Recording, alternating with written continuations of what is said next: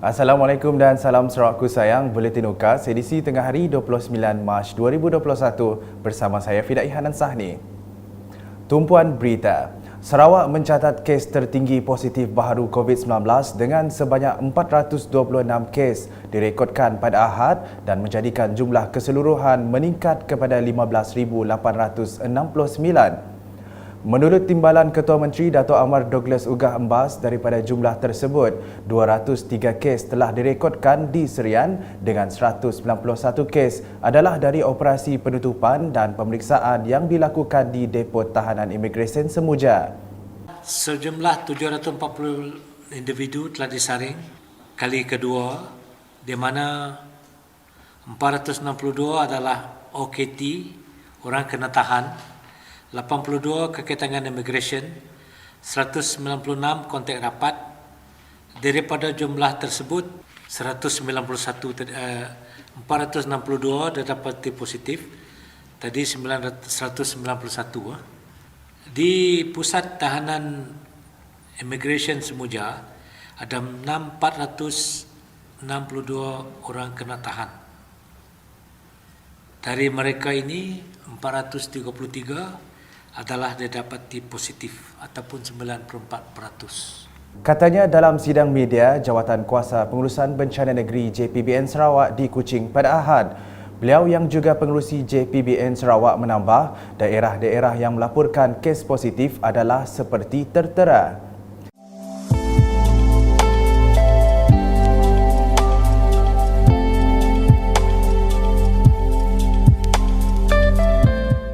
Mengulas soalan media, beliau memberitahu kerajaan Sarawak terus berusaha untuk memastikan seluruh rakyat di negeri ini menerima vaksin COVID-19.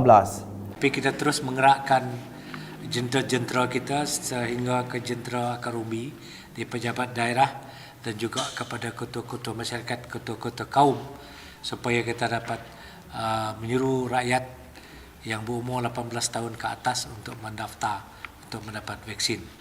Kemarin juga kita telah memberi tahu kepada syarikat-syarikat yang beroperasi di Sarawak supaya mereka juga mengemukakan senarai-senarai pekerja di tempat masing-masing yang bersedia untuk diberi vaksin. Ujar Dato' Amar Douglas lagi, pihaknya juga telah memaklumkan kepada syarikat-syarikat terbabit untuk menghantar senarai pekerja yang bersedia untuk dikuarantin sebelum 12 April depan. Dalam perkembangan sama, sebanyak 4 kluster COVID-19 di Sarawak telah diisytiharkan tamat, iaitu kluster Rakut Miri, kluster Seruas Beluru, kluster Kejatau Sri Aman dan kluster Jan Yong Kapit. Hari ini sebanyak 32 kluster yang masih aktif. Daripada jumlah tersebut, 8 kluster yang melaporkan terdapat penambahan kes.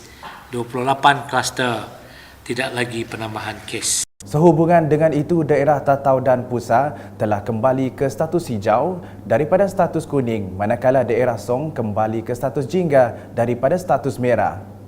Beralih ke berita seterusnya di Lawas. Kesedaran dan tanggungjawab masyarakat penting dalam memelihara sungai dan hutan bagi memastikan persekitaran alam semula jadi terpelihara.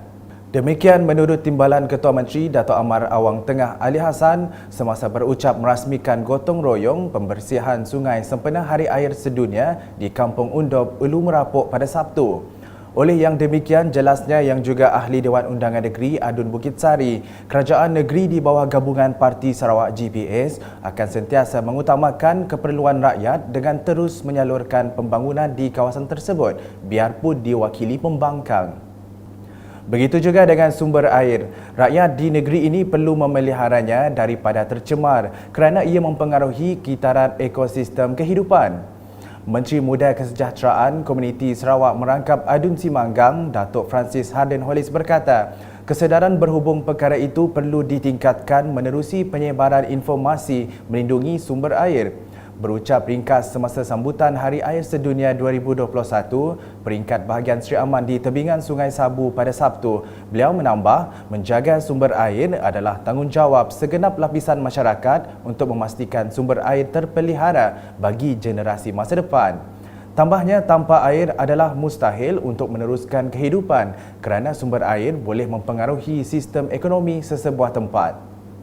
Laporan berikutnya di kawasan Dewan Undangan Negeri Dun Semop. Sebanyak 1.3 juta ringgit peruntukan program Dana Kemudahan Pertanian AFF telah diagihkan kepada 211 orang penerima di kawasan tersebut. Jumlah tersebut termasuk bantuan input pertanian berjumlah RM293,100 yang diserahkan Menteri Muda Hal Ehwal Korporat dan UKAS Abdullah Saidul kepada 27 penerima di Pejabat Substesen Jabatan Pertanian Tekajong pada Ahad.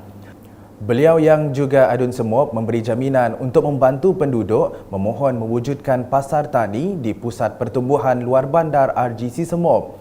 Jelasnya kerajaan negeri telah menyediakan dana yang besar untuk membangun beberapa kawasan sebagai taman pertanian dan food basket. Oleh yang demikian, beliau berharap penduduk memanfaatkan usaha kerajaan negeri itu untuk meningkatkan hasil dan kualiti produk pertanian. Dalam pada itu, Abdullah turut meninjau 2 buah ladang fertigasi cili yang diusahakan menerusi program AFF.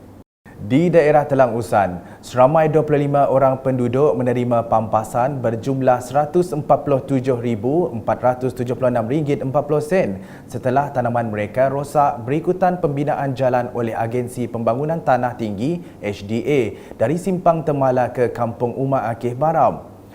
Cek telah disampaikan oleh Adun Telang Usan Dennis Ngau kepada 25 orang penerima dalam satu majlis yang diadakan di Pejabat Daerah Telang Usan pada Jumaat. Sekian edisi Tengah Hari bersama saya Fidai Hanan Sahni dan kru penerbitan. Berita lebih lanjut boleh didapati di semua platform media sosial UKAS termasuk portal ukas.sarawak.gov.my dan pastikan anda subscribe UKAS Channel di YouTube. Sebelum mengakhiri buletin, saya mengajak anda semua bersama-sama mendaftar bagi mendapatkan suntikan vaksin COVID-19 untuk kesejahteraan bersama. Untuk itu, saksikan sedikit pesanan khidmat masyarakat terbitan UKAS.